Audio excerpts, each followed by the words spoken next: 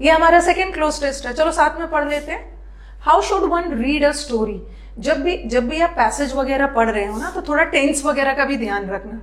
ये जो चिल्का लेक वाला था, अभी ये जो चिल्का लेक वाला था, ये मैंने प्रेजेंट में था सारा, और कुछ कोविड वाले समय की बात कर रही है, कुछ पास में भी चला गया, तो पढ़ते समय थोड़ा टेंस का भी ध्यान रखना। ओके, देखो एक बार आप, मैं 2 मिनट मैं भी पढ़ रही हूँ, बहुत टाइम नहीं लेना है, हमारे पास टाइम की कमी रहती है प्री में। चलो हमने पढ़ लिया, हमने इसको पढ़ लिया, ठीक है। एक बार अच्छे से पढ़ लेना है। कभी कभी क्या होता है ना, इस ब्लैंक का आंसर आपको नीचे में मिल जाएगा, या नीचे वाले का आंसर, मतलब कहीं कहीं ब्लैंक्स में आपको आंसर मिलते रहता है। आपको पढ़ने के बाद ना, इसलिए बिना पढ़े कभी नहीं करना है, एक बार पढ़ लेना है, आपको कॉन्टेक्स्ट पता चल जाएगा, वर्ड्स को फिल करने में आसान हो, ठीक है। How should one read a story to a child, इसका मतलब क्या, how should one read a story to a child, बच्चों को कैसी कहानी सुनानी चाहिए, किस तरह से बच्चों को कहानी सुनानी चाहिए। यूजुअली अ पर्सनैलिटी और character of the story, usually क्या होता है ना, कहानी का कोई भी पर्सनालिटी और कैरेक्टर बच्चों को बहुत ज़्यादा इंटरेस्टिंग लगता है। जैसे आप छोटा भीम कैरेक्टर बच्चों को पसंद है, बहुत सारा स्टोरी में ना, ऐसे तो कैरेक्टर्स बहुत सारे होते हैं, बट बच्चे किसी एक या दो कैरेक्टर से ही अपने आप को रिलेट करके इंटरेस्ट बनाते हैं। Dash use different voices, each character, or act out various dash from the story to bring life to those characters. कभी कभी हम क्या करते हैं कि बच्चों के सामने ना एक्ट करते हैं, ओके, ड्रामा के तौर पे थोड़ा सा एक्ट करके उस स्टोरी, जैसे मैं छोटा भीम की एक्टिंग करके अगर किसी बच्चे को स्टोरी सुनाऊं ना, तो उसको ज्यादा इंटरेस्टिंग लगेगा देखने से ज्यादा। मैं अगर छोटा भीम का कोई कैरेक्टर ले लूं उसमें से, और वो कैरेक्टर बन के और बच्चों के सामने एक्टिंग करके दिखाऊं, तो वो ज्यादा इंटरेस्ट लेगा। Characters dash out parts from the story will make sessions fun and memorable for the kids. बच्चों को कहानी सुनाने का तरीका बता रहे हैं। अब देखो पहला वाला सेंटेंस, देखो ये वाला कैचेस प्रेजेंट जा रहा है, ये इस बार के सीजीएल प्री का, ये भी प्रेजेंट है, ये भी प्रेजेंट है, बट ये प्रेजेंट टेंस में सिंगुलर है, ठीक है, और ये प्रेजेंट टेंस में प्लूरल है, और has spot is present perfect, और पास्ट इज पास्ट। तो ये सारा खेल है टेंस का। और इतना तो पता चल गया ना कि ये पूरा जो पैसेज है, एक जनरल बात कही जा रही है कि बच्चों को कहानी सुनाने का तरीका, और जब भी जनरल कोई बात कही जाती है ना, that should always be in simple present, caught तो नहीं होगा, और ये तो प्रेजेंट परफेक्ट है, ये भी नहीं होगा। अब तो दोनों सिंपल प्रेजेंट है, तो आप बोलोगे कि मैम क्या होगा, तो यहाँ पे क्या है, usually character of person dash, यहाँ पे सिंगुलर आएगा, ये प्लूरल आएगा, किसके लिए, अ पर्सनैलिटी और a character of the story. तो यहाँ पे पर्सनैलिटी या तो कैरेक्टर है और से जुड़ा है, तो और इसको स्टोरी को मत मानना, ये प्रेपोजिशन है, और प्रेपोजिशन के बाद जो स्टोरी आया है ना, वो ऑब्जेक्ट है। ये मत सोचना ना कि मैम हमें सिंगुलर लगाना है तो हम स्टोरी को देखेंगे, क्योंकि हमें स्टोरी को नहीं देखना है।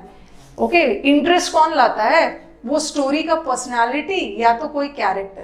तो ये सिंगुलर है और लगा, तो हम सिंगुलर लगा, catches. Okay, usually a personality और a character of the story catches the child's interest the most, ठीक है। और फिर देखो डैश यूज, यहां भी कंजंक्शन आ गया, dash use different voices each character और एक्ट आउट। चलो बताओ। अब हाउएवर तो नहीं होगा, हाउएवर वाला सेंटेंस जो होता है ना, वो विरोधाभास होता है, तो यहाँ तो कॉन्ट्राडिक्टरी नहीं जा रहा है, और ऑल्सो का सेंस ही नहीं जा रहा है। ऑल्सो तब आता है ना जब बोला जाता कि आपको ये करना है और उसके साथ ये भी करना है, तो ये भी नहीं होगा। अब मुझे बताओ, ऑल्सो भी हट गया, ऑल्सो यूज डिफरेंट वॉइसेस, हाँ बताओ क्या होगा सेकेंड वाला, story the children interest the most, dash use different voices. अब हमारा स्टूडेंट्स क्या करेगा, एग्जाम में वो क्या गलती करके आने वाले, एग्जाम में वो क्या करेंगे ना, इनको ये दिखेगा और,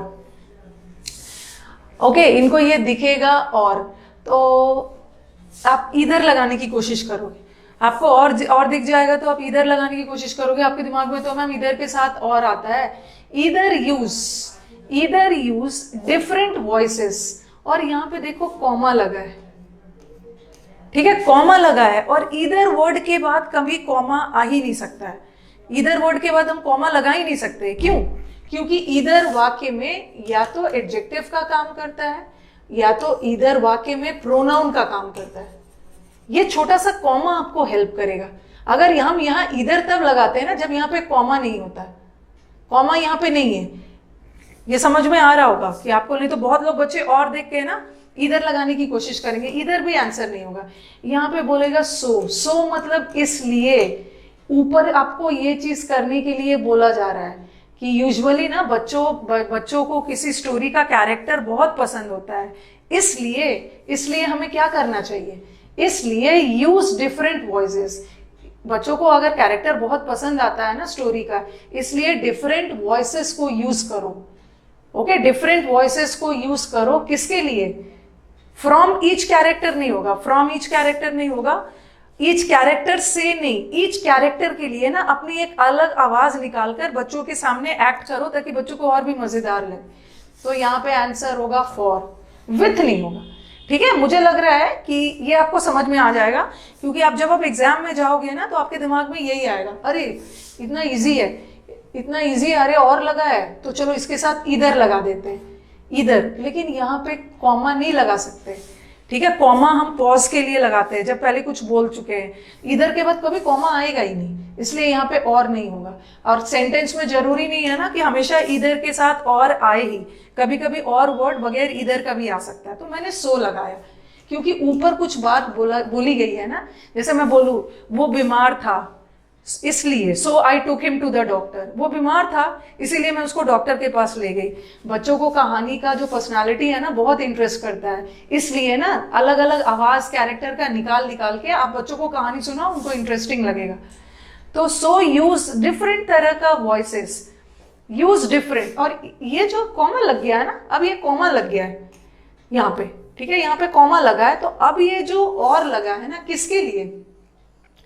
किसके लिए लगा है? या तो डिफरेंट तरह का वॉइसेस निकालो, ठीक है। ये जो मैं ऊपर सो लगा रही थी ये कारण बताने के लिए, और यहाँ जो मैं और लगा है ना, यहाँ पे जो और लगा ये बता रहे या तो डिफरेंट तरह के वॉइसेस यूज करो फॉर ईच कैरेक्टर, या एक्ट आउट करो, एक्टिंग करके बताओ ताकि बच्चों को इंटरेस्ट लगे। फॉर होगा। So use different voices for each character के लिए अलग अलग आवाज निकालो, और act various dash from the story से क्या करना है, वेरियस स्टोरी से क्या करना है, पेजेस, वर्ड्स, शीट्स नहीं, क्योंकि आगे जाके आपको बोला गया है कि स्टोरी का हिस्सा होता है। और आगे जाके ना इन्होंने पार्ट्स वर्ड यूज किया, देखो स्टोरी का हिस्सा होता है, स्टोरी के एक एक पार्ट निकालना, आगे जाके पार्ट वर्ड यूज किया तो आप भी पार्ट लगाओगे। तो so you act out various parts from the story के वेरियस पार्ट से आप एक्टिंग करके बच्चों के सामने बताओ डिफरेंट सीन से। एंड दूसरा, dash out parts from the story. अगर स्टोरी से आप ऐसा करते हो तो ये स्टोरीज को फन बनाएगा और बच्चों को ये स्टोरी लंबे समय तक याद भी रहेगा। तो चलो बताओ क्या होगा, आस्किंग आउट, सेइंग आउट, क्या है फिर, एक्टिंग आउट और टेलिंग आउट। पार्ट मतलब किरदार, अपना पार्ट निभाना, अपना किरदार निभाना। और यहाँ पे देखो इसका जो आंसर है ना, various parts from the story, इसका आंसर मेरे को यहाँ पे मिला, इसका आंसर यहाँ पे मिला, और इसका आंसर मेरे को यहाँ पे मिला। आपको बोला जा रहा है ना अपने किरदार बन के ना बच्चों के सामने वो किरदार बन के एक्ट करो वो कैरेक्टर को। तो यहाँ पे हो जाएगा एक्टिंग आउट पार्ट्स, क्योंकि ऊपर बोला गया है ना एक्ट आउट पार्ट्स को एक्ट करो। अगर ये पार्ट्स को एक्टिंग आउट करते हो ना तो बच्चों को अच्छा लगे। ठीक है, मैंने 2 क्लोज टेस्ट करवा दिया है। ओके, होपफुली आपको अच्छा लगा होगा। और पहले मैं प्री लेवल का करवाऊंगी ताकि बच्चे समझ जाएं कि कैसे कैसे ऑप्शंस को फिल करते हैं। मुझे इस क्लोज टेस्ट में लग रहा था ना ये मुझे ऐसा लग रहा था कि ये बच्चे यहाँ वाला रॉन्ग कर सकते थे, ठीक है, यहाँ वाला रॉन्ग कर सकते थे और देखते, बट कॉमा लगा। ठीक है, तो एक बार जब आपके पास वीडियो जाए कमेंट बॉक्स में बताना जरूर सेशन कैसे अच्छा लगा या नहीं लगा, कमेंट करके जरूर बताना। और ये अभी आपको जारी रहेगा। ठीक है, और कोई भी दिक्कत वगैरह है ऑप्शंस को लेकर कमेंट बॉक्स में आप कमेंट कर देना। ओके, चलो।